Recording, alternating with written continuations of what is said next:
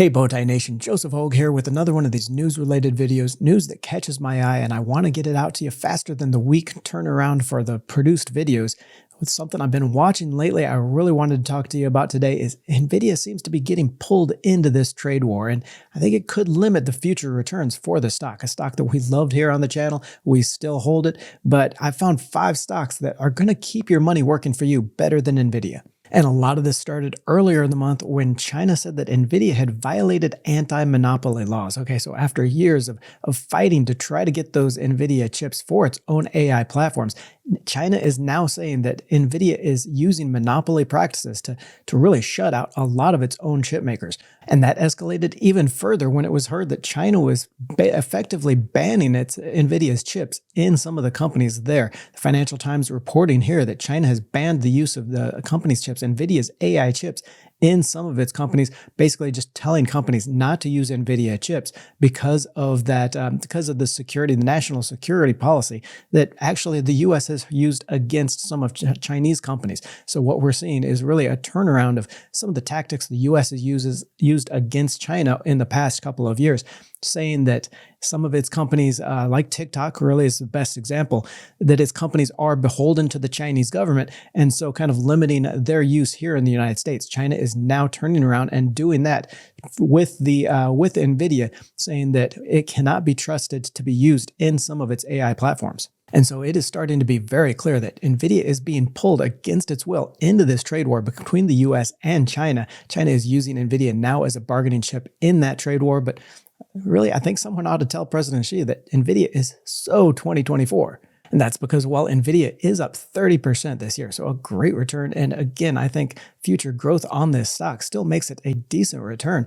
It's not going to be the 280% return that we saw over the last year. Okay, here in 2024, where shares really took up 280%, almost 3 times your money, and 12 times your money there over the last year. But I think the recent deal with Nvidia or with Intel kind of shows that Nvidia is being pulled further into this trade war. That $5 billion to Intel, I think, is pretty much lost money, just a kind of a we're playing ball giveaway to the U.S. government that says, hey, Nvidia is working with U.S. manufacturers for chips as well. It still has to give that 15% of its Chinese sales to the U.S. government. So there are going to be a lot of headwinds, even though it is still projected to do a very strong sales growth. We can look here in the analysis tab and see that analysts are forecasting 58% sales growth this year, 32% sales growth next year to $273 billion for Nvidia. So still very strong sales growth and earnings growth for this company. But I think all these headwinds are just going to keep it from seeing that kind of meteoric returns that we've seen over the last couple of years. But even more importantly than those headwinds, I think is the idea that AI is evolving. No, not into the terminators that we're all worried about, but from training to inference, from chips and to actual use cases. Okay, so up until last few years, up to now, we've been mostly training the AI models, which of course requires an immense amount of those high-powered chips and the other hardware. But now we're starting to see that transition into the inference stage. That's where you use a lot of those AI models to start using for working as that enterprise scale with agents into the customer market, using AI into consumer services. So we are starting to see that transition. And I think it is very important to stay ahead of those themes and put your money to where the stocks are going to be working in the future. And again, I don't want to downplay Nvidia's 50% sales growth this year, 32% expected next year. So still very strong sales growth. AI is still built on Nvidia. That's going to support the stock for maybe 20, 30% returns like we've seen so far this year. But you're not going to get those triple digit returns. You are not going to double your money every year in Nvidia like we've seen over the last few years. For that, you need to stay ahead of those themes. And first on our list in that infrastructure build-out theme is Arista Networks, ticker ANET, Oracle's next generation AI clusters. And a lot of these data centers, these AI data centers, are designed on that extreme scale Ethernet fabrics with microsecond class latency. And that is exactly that Arista's EOS and AI toolchain are built exactly for that. And I think Arista is going to continue to build on that for continued sales growth. Here we see analysts expecting 25% sales growth this year, slowing a little bit to 20% next year, but to $10.6 billion in sales for Arista Networks. That is from just $7 billion last year. So very strong sales growth. Earnings per share up to $3.27 for next year. Another stock we highlighted in yesterday's video on that infrastructure build-out, I want to talk about it here again. Bloom Energy Corporation, ticker BE. And again, folks, power is now the main gating factor for AI capacity. Okay, the main bottleneck for these. We've started to work through some of those networking issues, but where Arista Networks is still going to benefit from it. But really, it's now about power, with the Wall Street Journal talking about how nuclear power is going to be a $10 trillion opportunity just because we need so much more power and electricity generation than our normal power grids can handle. This is where Bloom Energy is coming in, and it's really a stealth winner here. Oracle and Bloom announced a collaboration earlier this year to deliver on-site solid oxide fuel cell power to Oracle data centers in as little as 90 days. Okay, that's going to support the OCIs, so Oracle's cloud infrastructure growth, and it's going to bring more business for Bloom Energy. Okay, any company that can supply on-demand power in as little as 3 months for some of these data centers going up, you're going to see a lot of revenue growth for Bloom. In fact, I think it's going to surprise analyst estimates here. We see analysts are estimating 19% sales growth this year, 21% next year for Bloom, up to $2.14 billion. I'll get you right back to those stocks, folks, but first, I want to thank today's sponsor, Fabric by Gerber Life. I'll be honest, life insurance wasn't something I thought much about when I was younger. But the moment I had kids, it hit me. What happens if I'm not here to take care of them? I can invest all day long, I can build wealth, but none of it means anything if my family is left without that safety net. That's where Fabric and a term life insurance policy comes in. Term life insurance is one of those things you don't want to keep putting off. Rates are lowest when you're still young and healthy, and it can make all the difference for your family's future. And Fabric makes the process easy. You can apply online or on your schedule, and you can get covered in less than 10 minutes. No doctor's visits required. When I went through, the whole thing took me under 7 minutes. Rates are competitive too, like $1 million coverage for less than $1 a day. There is no risk with a 30-day money-back guarantee, and you can cancel it anytime.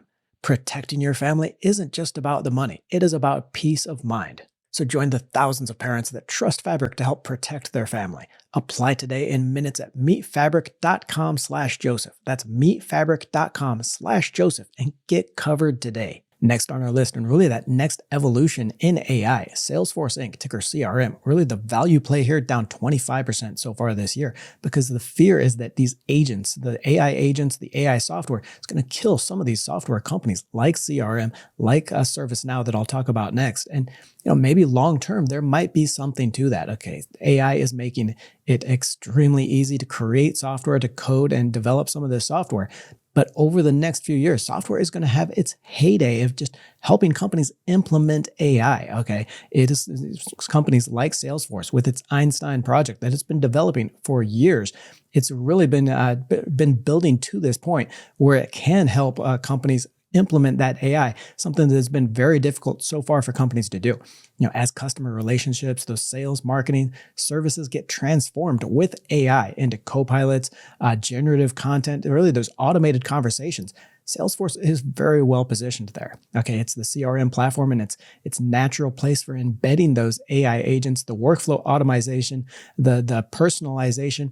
This has a broad enterprise relationships that are going to help it adapt to this AI evolution, and really make a lot of money before the AI maybe does kill some of these software companies. Here in the analyst forecast, we do see some of that fear that AI is going to limit the sales growth of these companies, of these software companies like CRM. We do see analysts have forecasted just 8.8% growth this year and 9% growth next year into about $45 billion in sales. Again, I think this company beats those estimates. I think it surprises on the upside. Mark Benioff, their CEO over at Salesforce, has a history of under-promising and then over-delivering on sales growth. He recently did that in the last couple of earnings, really spooked the market with his sales forecast. I think he comes back with a big surprise here over the next couple of quarters and beats these numbers. We see that same opportunity here in ServiceNow, ticker NOW, now down 10% for the year. This company is pushing hard into that agentic AI. Okay, again, the agents that are going to be automating tasks and workflows for companies. We saw an MIT study a couple of weeks ago that only 5% of those agentic AI programs had been actually put in place for these enterprises.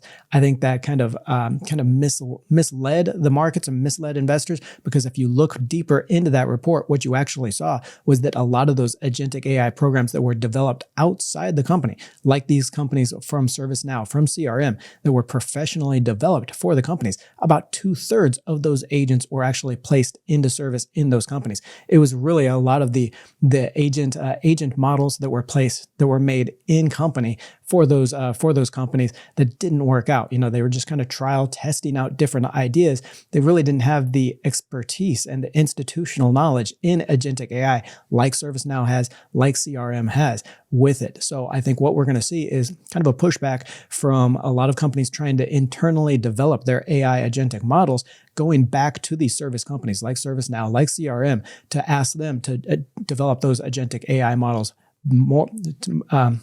more than the internal ones. So what we're going to see is really a surprise to the market that no, these software companies are not dead. In fact, they are building momentum in these agentic AI models.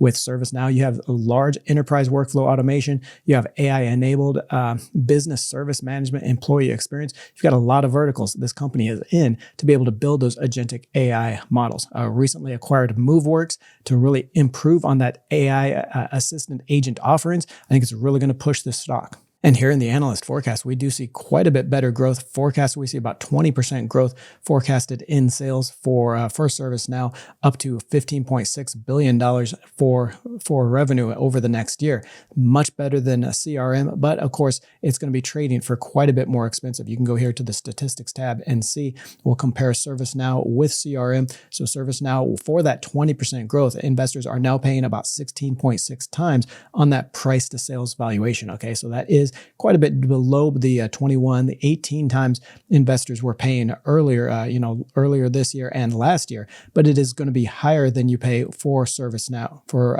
Salesforce, for CRM. We can look here in the statistics and see that right now it's trading for just 6 times that price to sales. So if we do adjust these, we can adjust these for the sales growth to make it a little bit easier to model these or to compare these.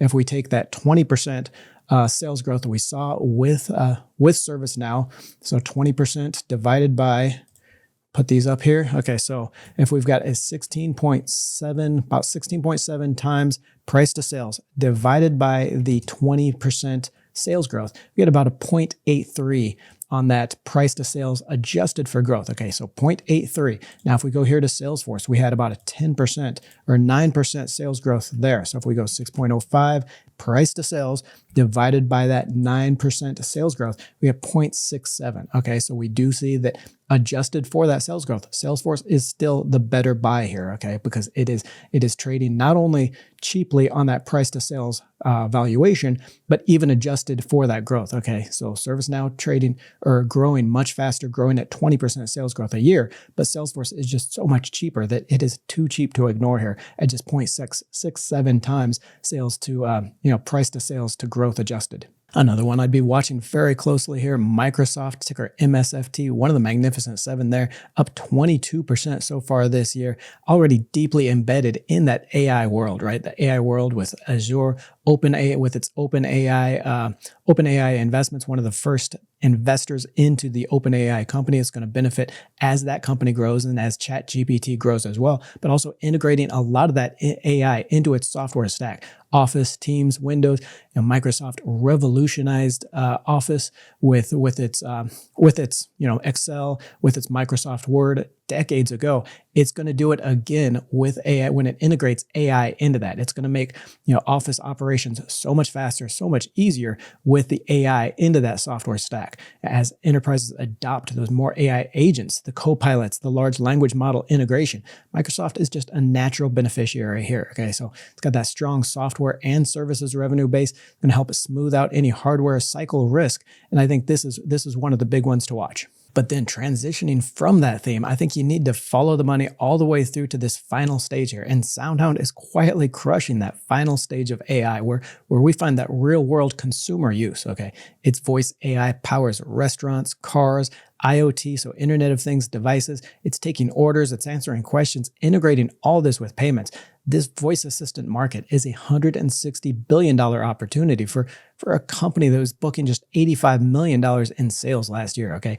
If you model this out, even if SoundHound just gets a small 10% of that market, $16 billion divided by the $85 million in sales that it recorded last year. That is immense sales growth. It is going to take this company 20, 30, 40% sales growth every single year for many years and really take this stock higher. We've been following this stock since February of last year, actually, when it was around $4 per share, now upwards $16, $17 a share, 200% plus on our investment on this, but I think it still keeps on running. Just a $6.6 billion company. This could one day be a $1 trillion company here. Here's that sales growth I talked about. 96% forecasted sales growth this year from that $85 million booked last year to $166 million in sales. Next year, forecast to just 29% sales growth. I think they beat that out of the water, $214 million in sales. I think they hit at least $250 or more million in sales once a lot of these projects, these drive-thrus, the cars, the IoT devices really start taking up that voice assistant programs that SoundHound really dominates in. I think they beat this. I think they continue to beat those sales growth targets, and this could be an $80, $90, $100 stock very quickly. Also, in that final stage where we see real-world consumer and industrial use here, Symbotic is reinventing the warehouse logistics with those AI-driven robotics that can sort, stack, and move goods faster than any human ever could. Okay, it's already got a $10 billion deal with Walmart to reinvent its warehouses. It's already in Albertsons. It's already in Target warehouses. It is basically everywhere in warehouse logistics. It's working with SoftBank. It's working with SoftBank to take it internationally. Okay, its systems are slashing labor costs, boosting the accuracy, and really letting retailers run that 24/7 fulfillment. Okay, this is the backbone of e-commerce, quietly making those supply chains smarter, leaner, and nearly autonomous. Here with the sales growth forecasted for Symbotic, we've been covering this stock since it was a $20 stock. Now it's $60 per share. So 3 times our money so far just since we've been covering it in less than a year. Forecasted to 22% sales growth this year, 21% next to $2.7 billion. This company has a $20 billion backlog of orders. Okay, think about that. Booking $2.2 billion in sales this year. $20 billion in backlog orders waiting to be booked as sales. So this has better than 20% sales growth for years to come just on those backlog orders. And as more warehouses, more companies bring Symbotic into their warehouse to really make them, again, more smarter, leaner, and nearly autonomous within those warehouse logistics operations. Again, folks, all the love in the world for Nvidia and all the money it's made us over the last couple of years. But the idea here is to stay ahead of that next big thing, okay? Not just investing in the stocks that blew up last year, but getting in front of that and getting in front of the ones that are going to blow up next year. So investing in that evolution in AI as it goes from infrastructure spending into enterprise services and software, and then into consumer services. Check out Fabric Life and protect your family with the link below. Don't forget to join the Let's Talk Money community by tapping that subscribe button and clicking the bell notification.